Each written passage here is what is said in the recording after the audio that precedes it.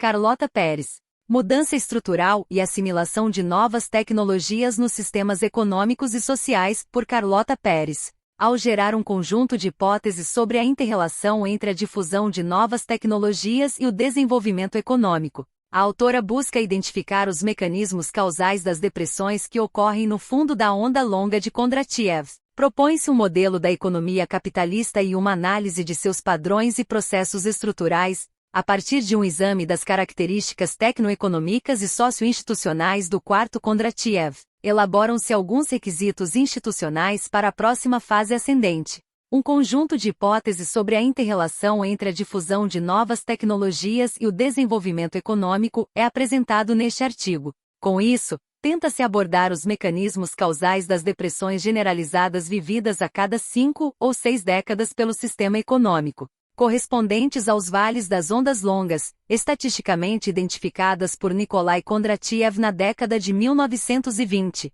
Ao fazê-lo, espera-se fornecer um arcabouço com o qual se possa responder ao desafio de Nathan Rosenberg de especificar as condições que precisariam ser cumpridas para que a inovação tecnológica gerasse longos ciclos de crescimento econômico. Busca-se também abrir novas linhas de pesquisa que possam levar a possíveis políticas anticíclicas de longo prazo. Parte-se aqui de uma visão um tanto sanchumpeteriana sobre o papel da inovação na provocação do comportamento cíclico da economia capitalista, mas, afastando-se ao menos parcialmente de sua visão, postula-se que as ondas longas de Kondratiev não são um fenômeno estritamente econômico, mas sim a manifestação, mensurável em termos econômicos, do comportamento harmonioso ou desarmonioso do sistema socioeconômico e institucional total, em nível nacional e internacional. Uma crise estrutural, isto é, a depressão em uma onda longa, distinta de uma recessão econômica, seria o sintoma visível de uma ruptura na complementaridade entre a dinâmica do subsistema econômico e a dinâmica correspondente do arcabouço socio-institucional. Trata-se, no mesmo movimento, do processo doloroso e conflituoso através do qual uma nova harmonia dinâmica é restabelecida entre as diferentes esferas do sistema total. As tendências complementares resultantes representam o que podemos chamar de um modo de desenvolvimento, entendido como um padrão geral de crescimento baseado em um conjunto de mecanismos sociais e institucionais aceitos, nacionais e internacionais, que influenciam a operação e a evolução dos mercados de fatores e de outros mercados. O que fornece a direção e a forma do movimento são estilos tecnológicos sucessivos, ou, se preferirmos, saltos quânticos sucessivos na fronteira geral das melhores práticas, baseados em uma constelação de inovações interrelacionadas, tanto técnicas quanto organizacionais, cuja difusão é impulsionada pelo motivo do lucro. Assim, para nós, as ondas longas representam modos de desenvolvimento distintos e sucessivos, respondendo a estilos tecnológicos também distintos e sucessivos. No entanto, embora identifiquemos os modos de desenvolvimento como se estendendo de vale a vale de cada Kondratiev, propomos que os estilos tecnológicos evoluem aproximadamente do auge de uma onda longa ao auge da seguinte. Este é o ponto crucial sobre o qual previsões de médio e longo prazo poderiam ser baseadas. Sustentamos que a crise é provocada pela introdução de um novo estilo tecnológico quando, e porque, o anterior se aproxima dos limites de suas potencialidades. Sua difusão inicial, até certo nível crítico, tanto provoca a crise do velho modo quanto estabelece as diretrizes para o próximo modo de desenvolvimento, durante o qual o novo estilo exibirá todo o seu potencial. Kondratiev havia certamente mencionado que durante a fase descendente, juntamente com outros fenômenos característicos, havia um número especialmente grande de importantes descobertas e invenções na técnica de produção, que, contudo, são geralmente aplicadas em larga escala apenas no início da próxima fase ascendente.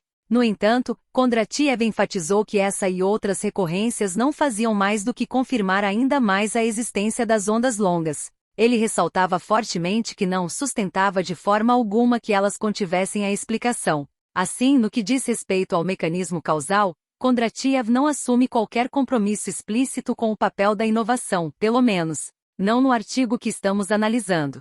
Ele tenta demonstrar a existência das ondas longas, nega a possibilidade de que possam ser devidas a fatores aleatórios e manifesta sua opinião de que suas causas são inerentes à essência da economia capitalista. Para Schumpeter, que efetivamente se propõe a construir uma teoria do mecanismo causal, a inovação é a causa única do comportamento cíclico da economia capitalista. Para ele, não há diferença essencial entre ciclos curtos, médios e longos, exceto a importância relativa e o peso da inovação específica ou do conjunto de inovações que os provoca. Notavelmente, as ondas longas de Kondratiev seriam sustentadas por uma série de inovações interrelacionadas. Cada uma delas consistiria em uma revolução industrial e na absorção de seus efeitos. Apesar da complexidade do modelo de Schumpeter e de sua referência constante ao contexto histórico, para ele o processo sistêmico desenrola-se dentro da esfera econômica concebida como um organismo autorregulado,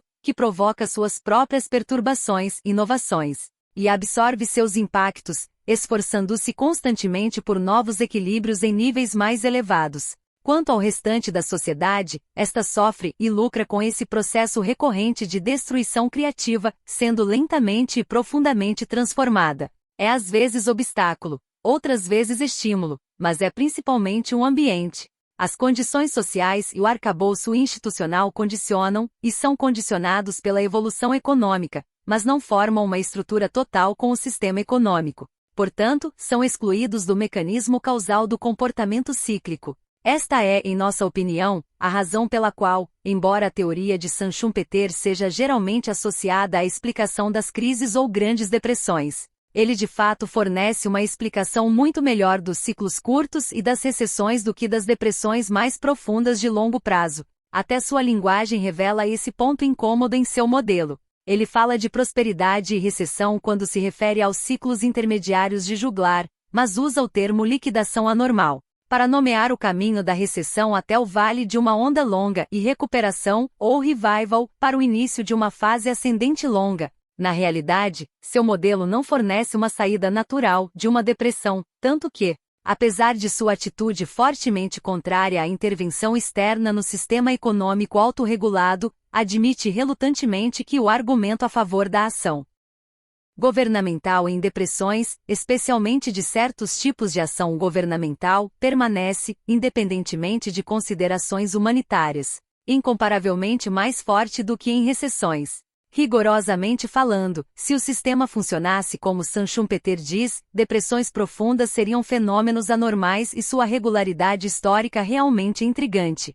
Contornar o problema invocando a ideia de uma revolução industrial entra em conflito com a identificação do mercado como mecanismo de absorção. Presumivelmente, embora as inovações surjam em aglomerados, não são absolutamente sincrônicas em sua introdução, e o mercado deveria ser capaz de absorvê-las gradualmente por meio de movimentos em ondas curtas ou médias. Assim, Schumpeter estabelece as bases para uma teoria da natureza cíclica da economia capitalista, mas não das ondas longas. Sugerimos que o papel de fator-chave foi desempenhado pelo transporte de baixo custo e movido a vapor no segundo Kondratiev, pelo aço de baixo custo no terceiro, pela energia de baixo custo, na forma de petróleo e materiais intensivos em energia, no quarto. E agora está sendo desempenhado pela microeletrônica de baixo custo a caminho do quinto movimento ascendente. Como exemplos do que constitui um estilo tecnológico, podemos recorrer aos mais recentes e conhecidos. O moldado pela energia de baixo custo entre o terceiro e o quarto Kondratiev e, como propomos, o moldado pela microeletrônica de baixo custo entre o quarto e o quinto. O primeiro seria a extensão do conceito de fluxo contínuo da indústria química para a produção em massa de unidades idênticas feitas com materiais intensivos em energia, cujo protótipo foi a linha de montagem de Henry Ford, complementado, no nível organizacional, por uma separação rígida entre gestão, administração e produção, levando as ideias de Taylor sobre administração científica às suas últimas consequências. O segundo, aproveitando as características da microeletrônica, poderia ser talvez a produção flexível em lotes, organizada em rede, em que todas as atividades gerenciais, administrativas, produtivas, etc., são integradas em um sistema totalmente intensivo em informação, destinado a gerar produtos ou serviços igualmente intensivos em informação. 1. Padrões de investimento. Isso nos leva a outro elemento do modelo, a saber, a tese de que o surgimento de um novo estilo tecnológico é acompanhado por uma mudança geral nos padrões de investimento. das áreas mais adaptadas ao antigo estilo para aquelas mais compatíveis com o novo paradigma. Essa mudança resultaria em alteração da importância relativa dos diferentes ramos e nas relações intersetoriais específicas. Em termos concretos, pensamos ser possível distinguir, para cada estilo tecnológico, e portanto, para cada movimento ascendente de Kondratiev, uma rede específica de relações intersetoriais que descreve as principais características da distribuição da produção entre ramos e entre grandes e pequenas empresas, em relação ao seu peso no produto bruto. Essencialmente, haveria 3 tipos principais de ramos determinando a forma e o ritmo do crescimento econômico do período. Há ramos vetores, carrière branches. Aqueles que fazem uso intensivo do fator-chave, são os mais adaptados à organização ideal da produção. Induzem uma grande variedade de oportunidades de investimento a montante e a jusante, entre elas, e mais importante, grandes investimentos em infraestrutura de tipos específicos, e portanto, tornam-se vetores do estilo tecnológico, exercendo grande influência no ritmo geral do crescimento econômico. B. Ramos motores, motive branches, responsáveis pela produção dos fatores-chave e de outros insumos diretamente associados a eles e que têm, portanto, o papel de manter e aprofundar sua vantagem de custo relativo. Assim, enquanto os ramos motores criam as condições para o desenvolvimento do estilo tecnológico, o crescimento de seu próprio mercado depende do ritmo de generalização do estilo entre as indústrias. C. Ramos induzidos, induced branches, cujo desenvolvimento é tanto consequência quanto complemento do crescimento dos ramos vetores, multiplicando-se apenas em efeito dominó. Bandwagon, uma vez que as inovações sociais e institucionais necessárias, juntamente com o investimento em infraestrutura apropriado,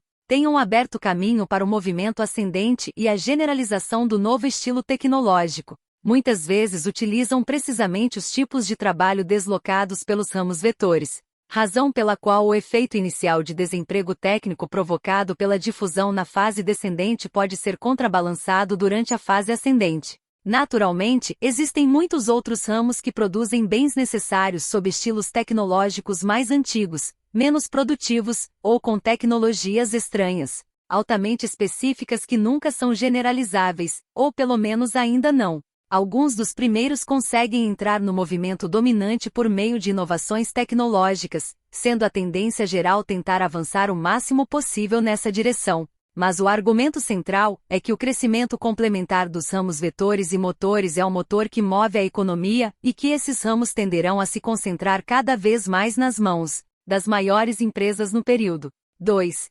Características do movimento ascendente. Em resumo, sugerimos que o movimento ascendente de uma onda longa de Kondratiev começa quando se alcança uma complementaridade harmônica, por meio de inovações sociais e institucionais adequadas, entre o paradigma tecnoeconômico, que surgiu e se desenvolveu no auge e na fase descendente do Kondratiev anterior, e o clima socio-institucional. Isso desencadeia o processo de difusão em massa e gera a onda de investimentos em infraestrutura que induz a realização do pleno potencial de crescimento, através da difusão acelerada e da generalização final do paradigma. É um período de efeitos de manada, bandwagon, quando uma após outra todas as unidades produtivas, e até atividades sociais de todo tipo, tendem a aplicar o que é então geralmente considerado como a forma ótima ou ideal de organização produtiva. Uma forma particular de crescimento se estabiliza, uma maneira específica de vida se consolida para os diferentes segmentos da população. Um conjunto de padrões internacionais de investimento, produção e comércio evolui, modelos estatísticos refinados da economia podem ser feitos e funcionar. A ciência econômica pode se desenvolver com relativa confiança em pressupostos de ceteris paribus, as trajetórias de um grande conjunto de tecnologias tornam-se senso comum, e parecem pertencer à natureza das coisas. As políticas estatais, sejam de laissez-faire, keynesianas ou outras, são vistas mais como objetos de refinamento do que de mudança radical, porque sua eficácia parece ter sido demonstrada. Agora, se lembrarmos que o estilo tecnológico então em processo de generalização em todo o sistema havia sido introduzido durante a onda anterior, deslocando o investimento das grandes empresas para aqueles ramos que se tornaram agora vetores e motores, ou permitindo o surgimento de novas empresas que rapidamente atingem alto crescimento.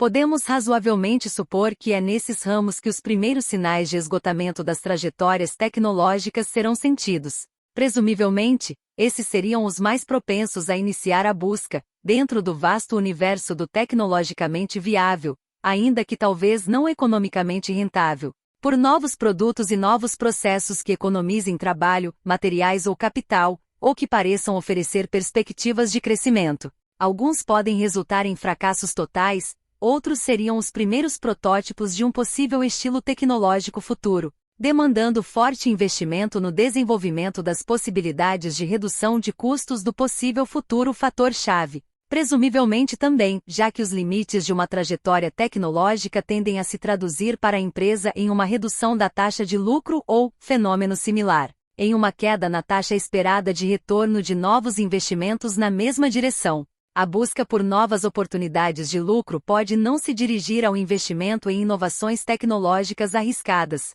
mas sim para fusões e aquisições ou atividades especulativas menos ortodoxas no que for considerado adequado no período. Do meados da década de 1960 ao início da de 1970, houve ondas de fusões, bem como especulação com dinheiro e matérias-primas. Houve recurso persistente a manipulações refinadas, como preços de transferência, e leads and lags, em pagamentos internacionais, bem como ao desenvolvimento de paraísos fiscais, e outras práticas não produtivas e disruptivas. Aqui convém fazer uma breve referência à abordagem de Menz sobre a teoria das ondas longas. Para ele, os investimentos em tipos alternativos de bens de capital são realizados como resultado da desvalorização sistemática do capital fixo existente em plantas e equipamentos. Concordamos plenamente com essa afirmação, mas nos afastamos dele, seguindo Freeman, Clark e Soet, quanto à diferença entre inovações de processo e inovações de produto. Enquanto Menz sustenta que as inovações básicas são feitas nas profundezas de uma fase descendente, nós argumentamos que as principais inovações de processo, juntamente com aquelas associadas ao fator-chave e ao principal novo paradigma organizacional, podem muito bem ter sido feitas durante a parte final da fase ascendente e o início da descendente. Assim, quando a depressão chega, a nova geração de equipamentos e o padrão organizacional que a acompanha já estão no mercado, e o que ocorre é a aplicação desses equipamentos principalmente em inovações de produto. É, portanto, vital distinguir entre a difusão inicial de um estilo tecnológico, feita com capital ocioso em um período de prosperidade, e que pode ser tão primitiva, custosa e arriscada quanto Rosenberg sugere, e a difusão posterior de um estilo tecnológico testado, que é a escolha de investimento mais natural em um período de depressão, se e quando novos investimentos forem feitos nessas condições. Assim, defendemos que uma vez que a cristalização inicial bem-sucedida dos principais elementos do novo conjunto de tecnologias tenha ocorrido, o auge do Kondratiev é produzido, como a conjunção entre a chegada da antiga fronteira produtiva ótima por grande parte da economia, incluindo os retardatários, e certo grau de difusão do novo paradigma, ainda dentro da antiga moldura. Assim, o auge do ciclo longo é uma espécie de frenesi econômico de duração relativamente curta, mas que aparece como promessa de progresso ascendente infinito, enquanto os ramos antigos ainda entram no movimento e novos produtos e processos associados ao estilo tecnológico emergente produzem uma sucessão de grandes histórias de sucesso. Essa situação cria expectativas infundadas quanto à saúde do sistema e às suas oportunidades ilimitadas, e tende também a dar confiança excessiva nos mecanismos institucionais, reforçando sua rigidez e inércia. É no meio desse crescimento acelerado que as sementes da contração são lançadas. 3. Características do movimento descendente. A descida da onda de Kondratiev vê o esgotamento das oportunidades de investimento em novos produtos e processos associadas ao estilo tecnológico vigente ao mesmo tempo em que ocorre o esgotamento da trajetória tecnológica dos ramos vetores, mesmo que sua produção continue a crescer com tendências inflacionárias. Esses eventos afetam os ramos motores, cuja capacidade de manter a vantagem de custo relativo dos fatores-chave é reduzida, tanto por razões técnicas semelhantes quanto pelo próprio fato de que suas principais fontes de crescimento de mercado estão se contraindo. Ao mesmo tempo, aqueles segmentos empresariais cujo potencial de crescimento parecia irrestrito e aqueles trabalhadores cujos empregos e rendimentos pareciam mais ou menos garantidos durante a fase ascendente são os mais atingidos, Mudança que, aliás, pode explicar por que tendem a apoiar soluções fortes para retornar à ordem, à medida que os diversos desequilíbrios se manifestam nos vários mercados: trabalho, insumos, dinheiro, equipamentos. Como resultado tanto da contração das antigas dinâmicas quanto das tendências inesperadas geradas pelos novos padrões de investimento, aumenta a pressão sobre o Estado para encontrar novos meios de estimular e gerir a economia.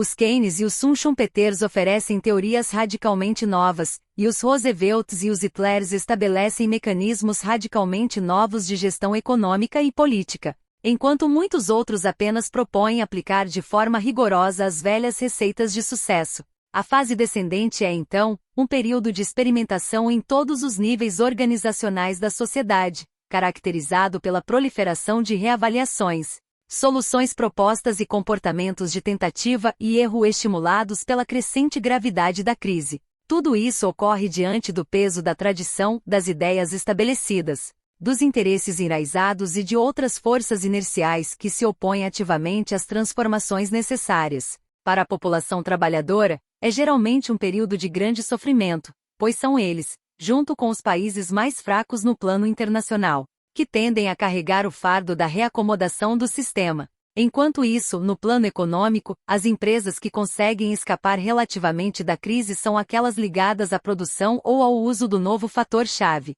que se torna cada vez mais visível na estrutura de custos relativos. É para essas áreas que o novo investimento tende a se direcionar, intensificando os efeitos disruptivos do novo estilo tecnológico e enviando sinais em todas as direções sobre as mudanças sociais e institucionais adequadas que se fazem necessárias. 4. Padrões e processos de transformação.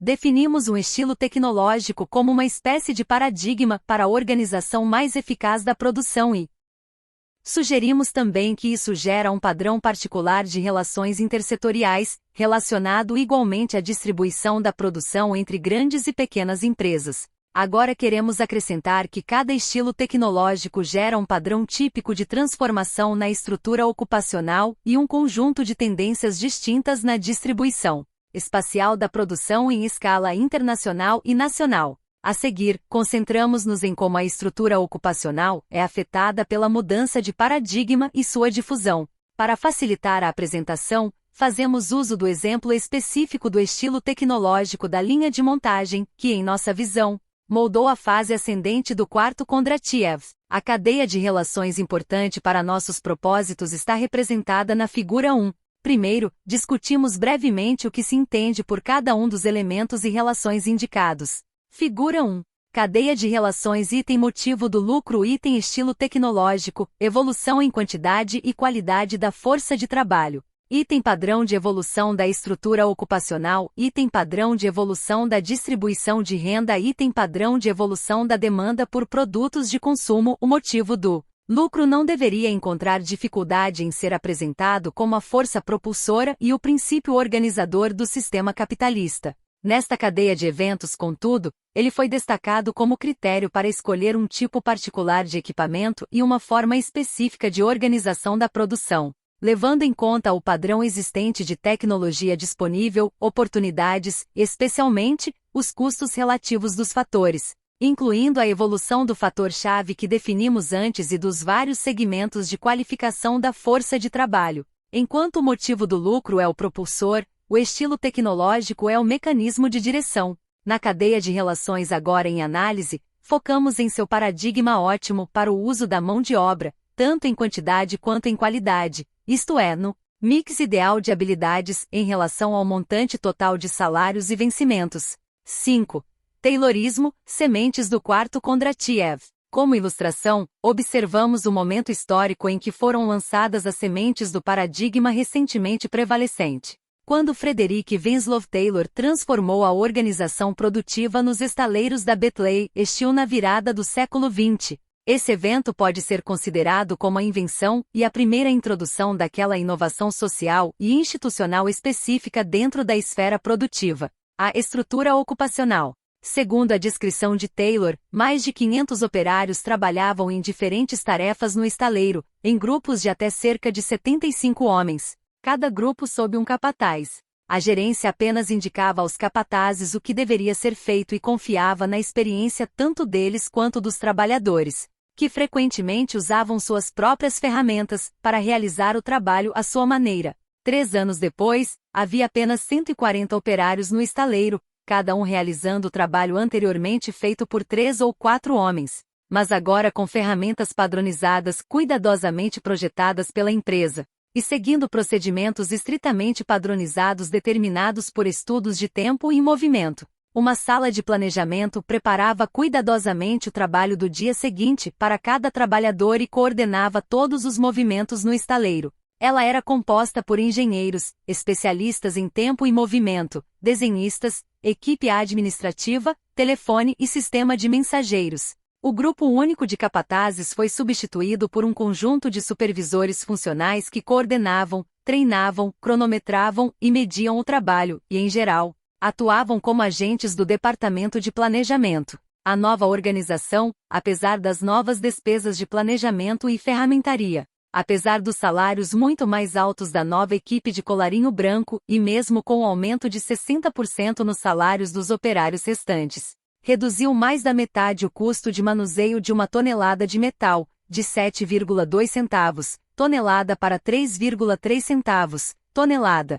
e as novas técnicas de gestão científica geraram reduções equivalentes de custos quando aplicadas a tudo, desde alvenaria até inspeção de qualidade de rolamentos e trabalhos de oficina mecânica. Embora o Taylorismo seja apenas a semente da qual a produção contínua em massa evoluiu como um estilo tecnológico plenamente desenvolvido, mesmo em sua forma inicial, ele serve ao propósito de nossa análise atual. Não é difícil imaginar como, com tais resultados, o motivo do lucro impulsionaria a aplicação das técnicas de gestão científica. Então, à medida que uma empresa após a outra reduz o tamanho habitual da força de trabalho em relação à produção e transforma sua composição, novas tendências passam a tornar-se gradualmente visíveis na estrutura ocupacional total. O efeito verdadeiramente ampliado ocorreu, claro, com a difusão do estilo da linha de montagem de Ford, combinado com o motor de combustão interna e o petróleo de baixo custo. Mas sigamos a lógica da inovação de Taylor por simplicidade.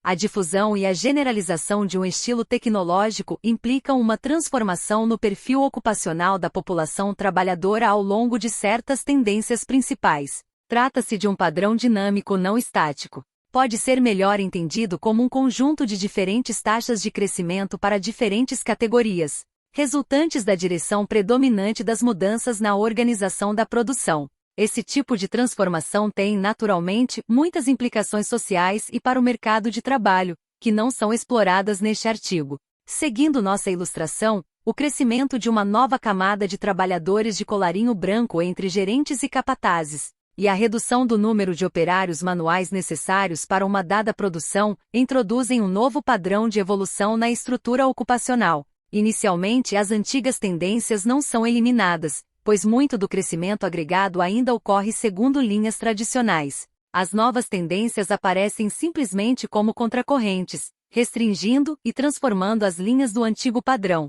No entanto, cada ciclo econômico serve para filtrar o antigo e fortalecer e acelerar a aplicação do novo estilo e a visibilidade de suas consequências sobre a estrutura ocupacional do emprego e do desemprego. B. Distribuição de renda. Essa mudança na estrutura ocupacional é acompanhada por tendências correspondentes na distribuição de renda. No primeiro experimento de Taylor, a massa salarial foi mais que reduzida pela metade, enquanto a força de trabalho caiu para menos de 1/3. Contudo, a principal mudança ocorreu na distribuição dos custos de trabalho globalmente reduzidos, de uma estrutura de 3 camadas: gerentes, escriturários e capatazes, e operários, traduzida em cerca de um salário alto e um médio para cada 70 a 80 trabalhadores de baixa remuneração. A nova organização implicou uma hierarquia complexa de salários. As fileiras dos grupos de renda média começaram a crescer. Assim como a massa salarial foi reduzida e redistribuída dentro das empresas, a massa de renda sob a forma de salários foi redistribuída na sociedade em geral,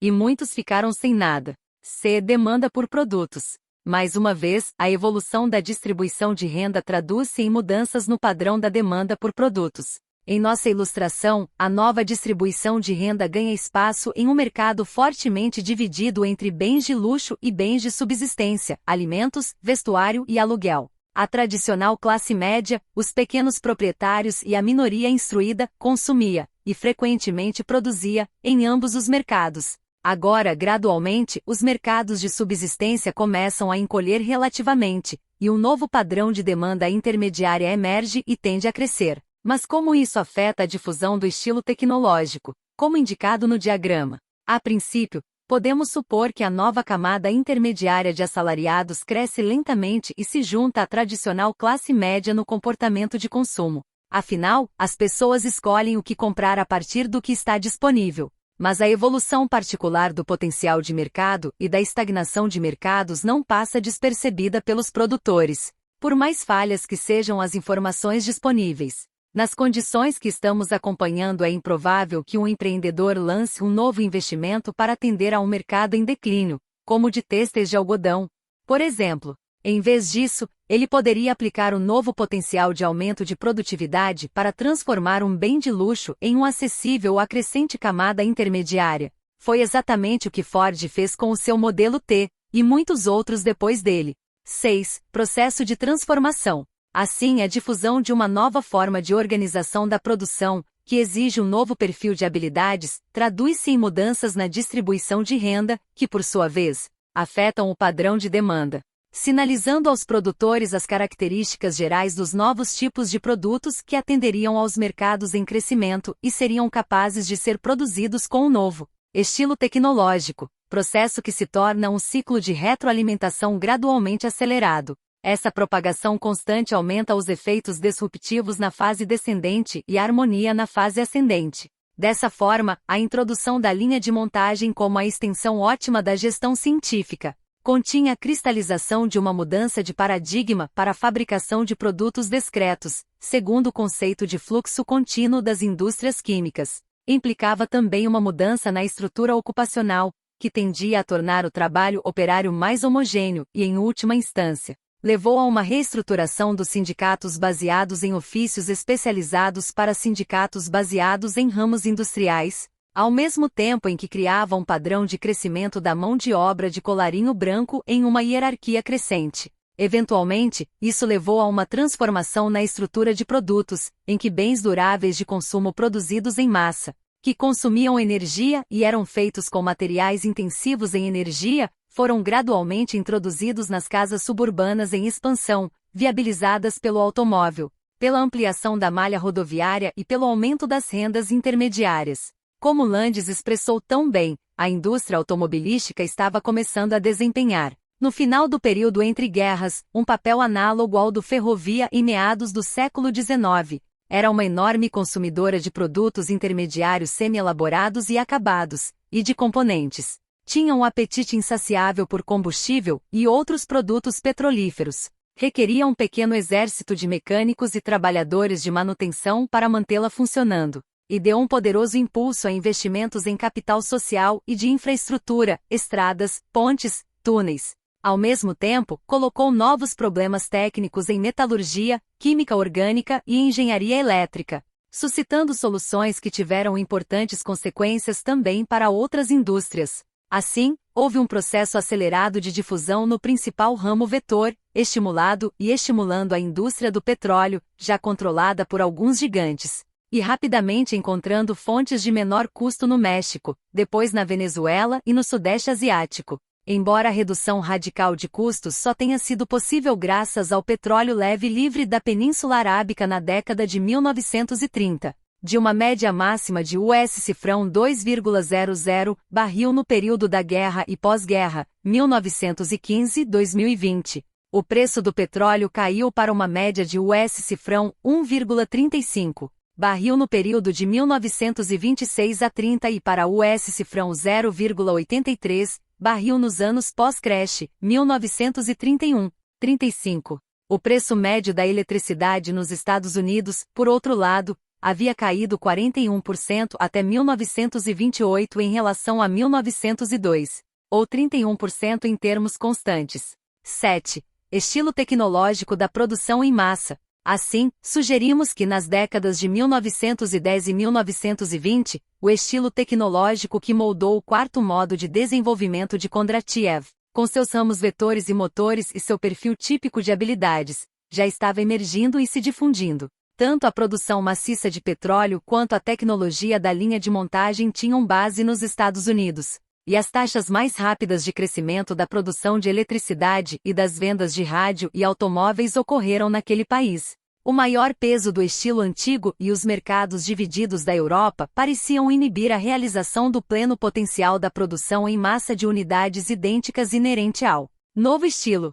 Os Estados Unidos tinham todas as condições para avançar sem barreiras e se tornar o centro mundial do novo modo de desenvolvimento. Mas para realizar a transição de um sistema baseado no crescimento do aço, bens de capital, equipamentos elétricos pesados, grandes obras de engenharia, canais, pontes, barragens, túneis, e química pesada, voltado principalmente a grandes consumidores, como outros capitalistas ou governos, para um sistema de produção em massa voltado a consumidores e aos vastos mercados de defesa. Foi necessário promover inovações radicais em gestão de demanda e redistribuição de renda, das quais o papel econômico direto do Estado talvez tenha sido o mais importante. O grande movimento ascendente da economia mundial após a Segunda Guerra Mundial foi, então, um período em que houve uma boa sintonia entre os requisitos de um estilo tecnológico de produção em massa, baseado na quase universal disponibilidade de petróleo barato, e o arcabouço social e institucional dentro do qual esse estilo tecnológico pôde florescer. Mas essa sintonia só foi alcançada após um período de profunda depressão e turbulência social nos anos 1930 e após uma Grande Guerra Mundial. Durante a década de 1930, de modo algum era claro como alcançar um conjunto de respostas institucionais e sociais adequadas. Como já indicado, as soluções então defendidas e aplicadas variaram amplamente, do fascismo ao New Deal e ao comunismo. Foi apenas depois da Segunda Guerra Mundial que gradualmente cristalizou-se nos principais países industriais um modo de desenvolvimento que de fato criou a necessária harmonização entre arcabouço institucional e estilo tecnológico. 8. Estruturas socio-institucionais. Entre as principais mudanças institucionais que promoveram essa boa sintonia estiveram, no plano nacional, a ampla expansão do papel do Estado na vida econômica. As políticas keynesianas que, de uma forma ou de outra, foram adotadas pela maioria dos países levaram a diversos mecanismos de gestão da demanda, tanto diretamente, por meio de gastos em infraestrutura, defesa e serviços públicos, quanto indiretamente, por meio da redistribuição de renda via tributação, gestão de taxas de juros e maciço emprego governamental. Igualmente essencial, embora mais indireto para a gestão da demanda, foi o elaborado aparato de estatísticas públicas, que servia tanto à política pública quanto ao investimento privado e à previsão de mercado. Outra importante mudança socio-institucional foi a rápida expansão do ensino secundário e superior em massa, para atender ao enorme aumento de requisitos de empregados de colarinho branco, técnicos e administrativos, juntamente com a ampliação das várias formas nacionais de sistemas de saúde pública. Ambos também foram grandes fontes de emprego e, portanto, de redistribuição de renda. No plano mais diretamente econômico, inovações como métodos de crédito ao consumidor em larga escala e a expansão da publicidade, da indústria de comunicações de massa e das várias formas de obsolescência planejada aumentaram ainda mais os meios de orientar o uso da renda disponível para o consumo intensivo dos diversos bens típicos do estilo de produção em massa, e posteriormente também daqueles que se tornaram precursores do estilo por vir. A aceitação institucional dos sindicatos como representantes legais dos trabalhadores, especialmente nos ramos vetores, tanto fomentou o crescimento da renda disponível quanto estimulou a aplicação de inovações incrementais poupadoras de trabalho, em plantas antigas ou em novos investimentos. Ao longo da trajetória do estilo tecnológico, em geral, a evolução dos salários do trabalho não sindicalizado tendeu, em certa medida, a seguir as tendências definidas pelo trabalho sindicalizado. Assim, pode-se considerá-la uma forma indireta de gestão da demanda. No nível da firma, surgiu um novo tipo ideal de organização para empresas gigantes, com integração horizontal e um sistema gerencial complexo que permitia alcançar o tamanho ótimo de planta sob um tamanho ótimo de firma muito maior. Seu funcionamento foi minuciosamente descrito por Peter Drucker em Concept of the Corporation, baseado em seu estudo da General Motors. Acompanharam essa organização os laboratórios internos de P&D, que antes haviam se desenvolvido apenas como característica necessária de indústrias baseadas em ciência, como a química e a eletricidade, mas que agora podiam servir às formas controladas e sofisticadas de concorrência que passaram a caracterizar os oligopólios. Esse desenvolvimento particular foi um elemento crucial do complexo militar industrial, que, seguindo o protótipo do Projeto Manhattan, que produziu a bomba atômica, reuniu esforços estatais, científicos, tecnológicos e industriais focados em metas predefinidas, suscitando uma enxurrada de demandas de inovação por novos materiais e processos, que posteriormente podiam transbordar do uso militar para o civil, uma vez que seus estágios iniciais mais primitivos e onerosos de desenvolvimento tivessem sido arcados por contratos de defesa. No plano internacional, o Acordo de Bretton Woods estabeleceu uma base sólida para a regulação do comércio e do investimento entre países, reconhecendo a hegemonia dos Estados Unidos no novo arranjo, e o Plano Marshall estimulou o crescimento internacional geral do investimento e dos mercados. A descolonização rompeu as barreiras ao investimento e ao comércio baseadas em impérios e permitiu que os ramos motores produtores de energia e materiais de diferentes países desenvolvidos estabelecessem arranjos de concorrência mais flexíveis para usar as fontes de baixo custo disponíveis nos países em desenvolvimento. Ao mesmo tempo, as necessidades de crescimento maciço de mercado do estilo tecnológico provocaram um número crescente de acordos do tipo mercado comum, bem como a resposta de subsidiárias locais, por parte dos ramos vetores às políticas tarifárias dos países em desenvolvimento. Contudo, a maioria das instituições internacionais, e especialmente a ONU, tiveram caráter mais facilitador do que propriamente de gestão do crescimento econômico, quando comparadas às principais instituições nacionais.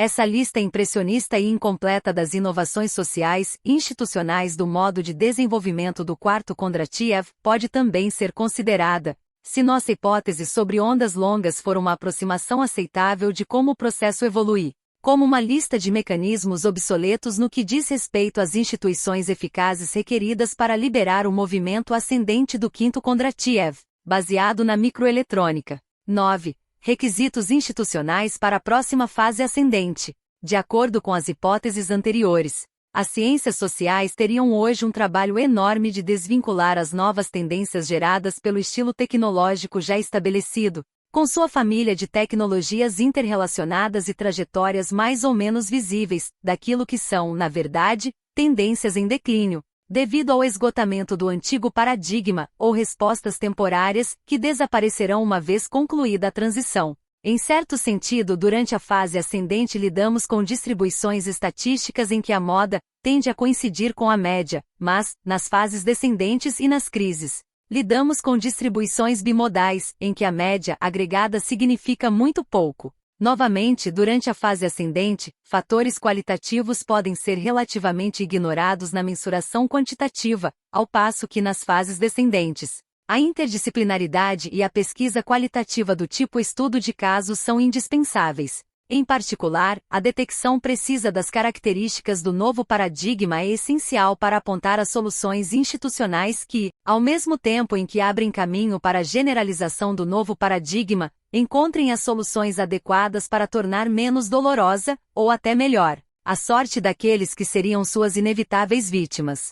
Isso não significa que haja uma correspondência 1 a 1 entre as características gerais do estilo tecnológico e aquelas do arcabouço socio-institucional adequado. Já enfatizamos que pode haver uma ampla gama de cenários, todos válidos no tocante a tornar possíveis altas taxas de crescimento, mas vastamente diferentes quanto às suas consequências sociais, como de fato se viu no Vale anterior, nos anos 1930. Além disso, a direção em que a trajetória tecnológica do novo estilo será explorada também não é pré-determinada, exceto no âmbito geral de suas possibilidades.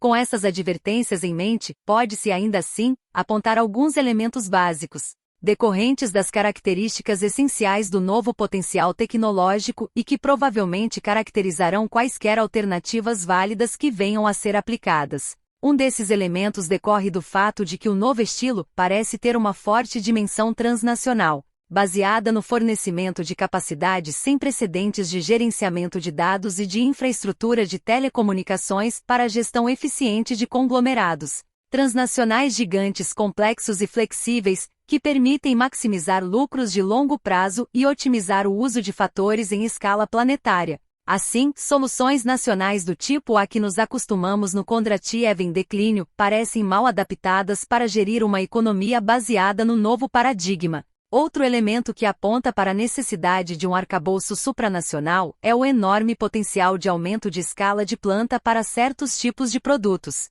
Os aumentos radicais de produtividade possíveis com projeto e manufatura assistidos por computador, controle numérico e inteligência distribuída, nas outrora menos produtivas tecnologias artesanais para a fabricação em lotes de bens de capital, permitem aumentos enormes de escala de planta, em que o tamanho da planta não é necessariamente equivalente ao tamanho de mercado de um produto, mas de uma grande e mutável família de produtos. E esses possíveis aumentos podem, nesse e em outros ramos, envolver a integração, em um processo contínuo, de vários produtos intermediários, juntamente com a produção final flexível, ampliando o potencial de escalonamento. Na produção de serviços, especialmente informação e telecomunicações, é ainda mais evidente que quanto maior o mercado e mais ampla a cobertura, menor o custo unitário e maior o estímulo ao florescimento das múltiplas oportunidades de investimento que aproveitam a disponibilidade desses serviços de custo decrescente.